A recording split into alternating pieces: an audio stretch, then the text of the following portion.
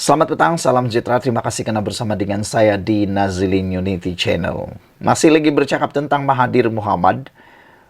Ada netizen kata Mahathir dah mula mengatur langkah.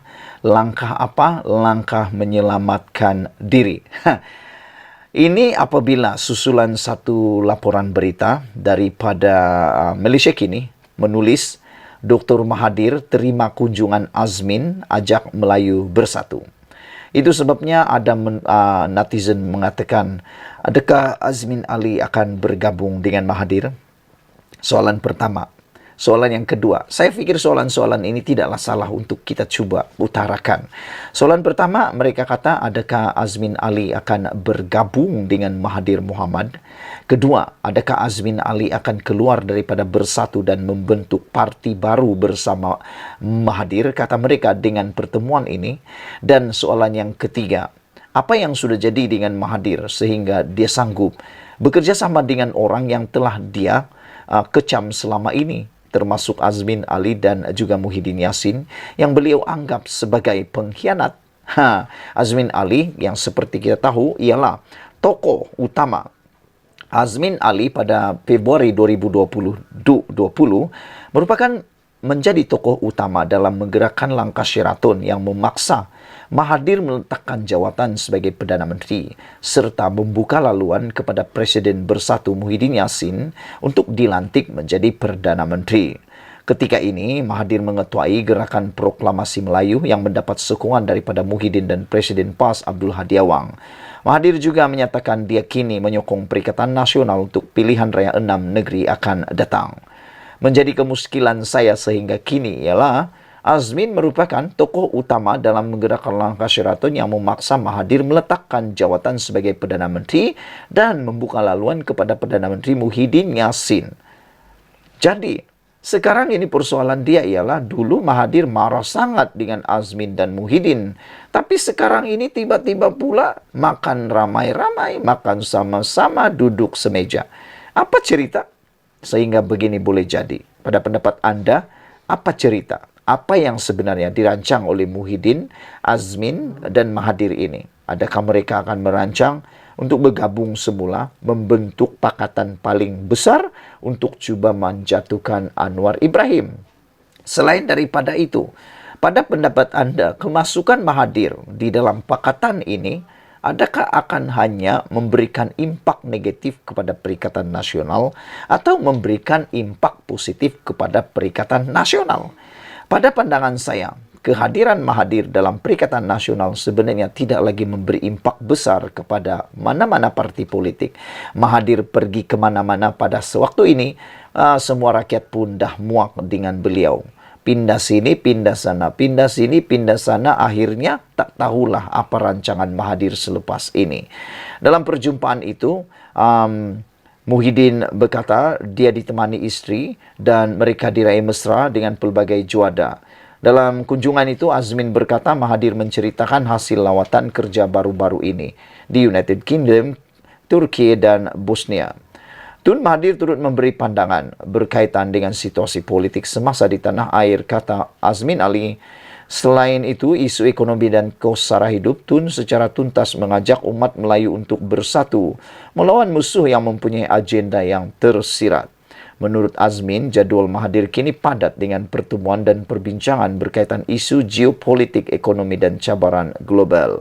Saudara-saudara sekalian, ini satu persoalan yang memang patut kita tanya sama-sama, yaitu apa yang mau dirancang oleh Mahathir bersama dengan Muhyiddin dan juga Azmin Ali dalam PRN kali ini.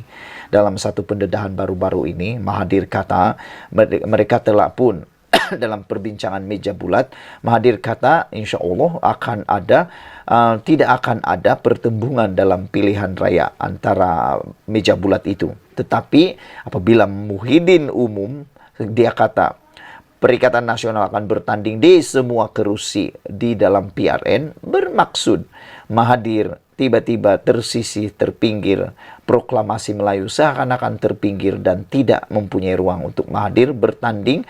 Dan apabila Muhyiddin mengumumkan semua kerusi ditanding oleh Perikatan Nasional, membawa maksud dan isyarat bahwa bakal akan berlaku pertembungan antara parti yang akan mungkin diwakili oleh atau disokong oleh Mahathir dan juga Perikatan Nasional. Saudara-saudara sekalian, itu pendedahan yang paling menarik pada petang ini. Apa rancangan Muhyiddin? Apa rancangan Azmin Ali bersama Mahathir? Adakah mereka akan bergabung semula? Adakah mereka akan menubuhkan parti baru? Dan tak tahulah. Sekian dulu untuk kali ini. Jangan lupa tinggalkan komen Anda, tekan butang subscribe. Kita jumpa lagi. Bye-bye. Selamat pagi, salam sejahtera. Terima kasih karena bersama dengan saya di Nazlin Unity Channel. Petang-petang, tengah hari, pagi-pagi, salam sejahtera. Saudara-saudara sekalian, pendedahan kali ini pasti mengejutkan kita semua karena ianya melibatkan jutaan ataupun duit puluhan juta yang dihutang oleh bekas menteri. Sebelum kita teruskan ulasan kali ini, mohon kiranya Anda bantu saya tekan butang subscribe di bawah ini, dan tekan butang subscribe itu percuma, serta share video ini supaya semua orang tahu rupa-rupanya ada juga menteri-menteri yang ada hutang puluhan juta tapi tak bayar. Memalukan sungguh. Ini boleh kata menjijikkan lah kan. Bayangkan seorang menteri tak bayar hutang.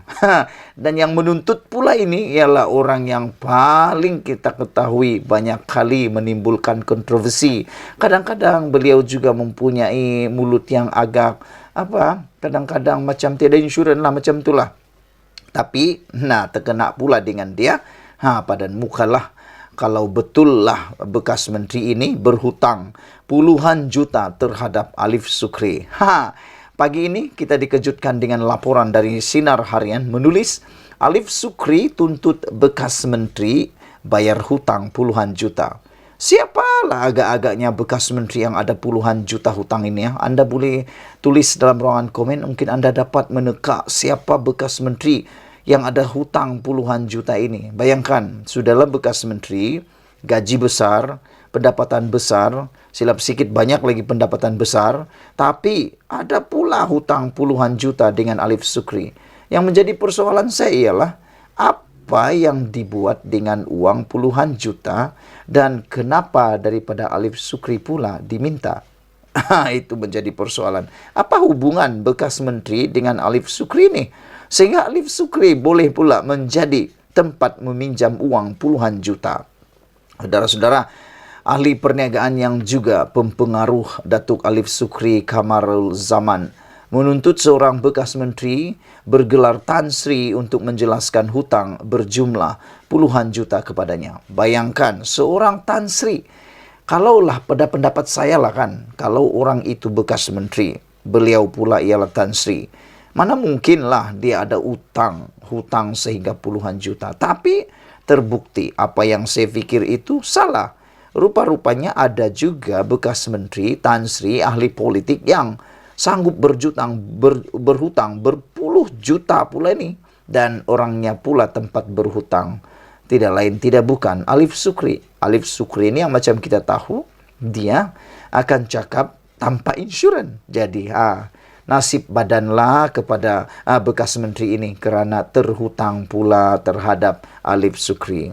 Alif Sukri mendakwa beliau berkali-kali cuba menghubungi individu tersebut, namun sehingga kini masih tiada respon. Siapalah agak-agaknya bekas menteri ini ya? Apalah guna duit itu sampai puluhan juta dia hutang? Nggak tahulah. Takkan bekas menteri macam ini saya hubungi dia tak angkat. Saya WhatsApp dia tak balas. Dulu nak pinjam, nak minta bantuan, dialah terhege-hege nak jumpa saya, kata Alif Sukri. Maulah saya sangat kalau Alif Sukri ini cepat-cepat mendedahkan siapa bekas menteri ini. Kata Alif Sukri, saya tak nak cerita perkara sebenar. Nanti malu satu keluarga Tan Sri. Jadi saya sabar sahajalah. Orang Langkawi mesti kenal dia. Hartawan satu Malaysia, katanya dalam satu hantaran di Instagram pada Ahad. Jadi dia sudah berikan satu clue. Tan Sri. Yang pastinya bukan Tun. Nasib baik, bukan Tun. Yang pastinya dia adalah keluarga Tan Sri, kata Alif Sukri. Dia kata nanti malu satu keluarga Tan Sri. Dan Orang itu ialah orang Langkawi, mesti kenal dia kata Alif Sukri. Tak pastilah dia orang Langkawi kah, dia tinggal di Langkawi kah, tapi yang pasti Alif Sukri kata orang Langkawi mesti kenal dia, hartawan satu Malaysia. Yang heran, bagaimana seorang hartawan yang terkenal boleh berhutang puluhan juta? Apa yang dia buat? Apa yang dia guna dengan duit itu? Hantaran tersebut mendapat perhatian pengguna di laman maya berkenan dengan perkara tersebut dengan 9.756 tanda suka diberikan. Pemilik akaun bernama Fizi Hasan 88 mendakwa bahawa dia cukup mengenali Tan Sri itu. Saya kenal Tan Sri ini sebab saya pernah bekerja di hotel miliknya. Wah, rupa-rupanya ini identiti dia. Tan Sri ini ada hotel. Wah, pertama dia dikenali di Langkawi kerana dia hartawan di Langkawi, kata Alif Sukri. Selain itu, dia juga ada hotel menurut Fizi ini. Dia ada hotel. Menurutnya lagi, saya berhenti dari hotel itu pun sebab malas nak sebut, kata Fizi Hasan 88 dalam ruangan komentar hantaran Alif Sukri itu. Seorang lagi individu bernama Eza Azaiti dipercayai bekerja di bawah Tan Sri tersebut berkata, ramai dalam kalangan pekerja tersebut termasuk dirinya tidak dibayar gaji semenjak pandemik COVID-19 dahulu. Oh, teruk juga Tan Sri ini ya. Sudahlah bekas menteri, hartawan lagi tapi tak bayar gaji pekerja sejak pandemik COVID-19. Aduh, jijiknya. Saya jika ada halal dunia dan saya tidak akan halal dunia dan akhirat duit gaji saya, ujar beliau. Coba teka. Agak-agak kamu kenal ke siapa yang didedahkan oleh Alif Sukri ini. Sebelum kita berpisah, awas jangan ingat menteri, bekas menteri kaya raya. Mereka mungkin kelihatan kaya raya, besar keretanya, besar rumahnya, istrinya mungkin 1 orang atau 2 orang atau 3 orang atau 4 orang. Janganlah kamu terkejut kalau tiba-tiba pula didedahkan berhutang puluhan juta. Dan janganlah juga kamu terkejut kalau orang itu tidak mahu bayar gaji. Sudah kaya, tak bayar gaji. Sudah kaya, tak pula bayar hutang lagi. Sebelum kita berpisah, sila tekan butang subscribe dan share video ini. Dan jangan lupa berikan komen Anda. Cuba teka siapa orang itu, ikuti terus ulasan selepas ini.